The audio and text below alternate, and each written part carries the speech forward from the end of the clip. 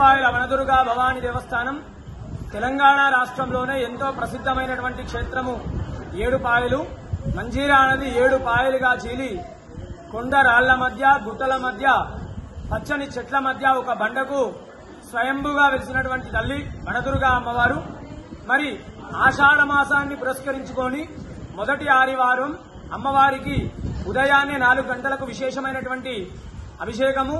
తదనంతరం అమ్మవారికి శాకాంబరి దేవి రూపంలో అన్ని రకాల కూరగాయలతో అమ్మవారిని అలంకరించడం జరిగింది. ఈ యొక్క అమ్మవారిని ఆషాఢ మాసంలో అలంకరించడం వల్ల లోకమంతా కూడా సస్యశ్యామలంగా, అందరూ కూడా క్షేమంగా, పాడి పంట వ్యవసాయము అన్నీ కూడా అధికంగా లభిస్తాయి.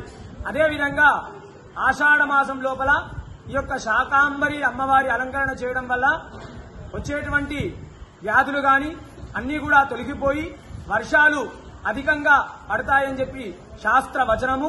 ఉదయం నుండే కూడా ఈ యొక్క ఏడుపాయలో భక్తుల రద్దీ అధికంగా ఉంది.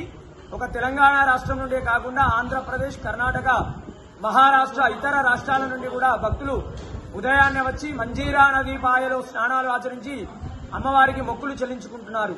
ఈ యొక్క ఏడుపాయల వనదుర్గా అమ్మవారు కోరిన కోరికలు తీర్చే కొంగు బంగారు తల్లిగా దినదినాభివృద్ధిగా ఇక్కడ అభివృద్ధి చెంది విలసిల్లుతున్నది. వనదుర్గా మాతాకి జై.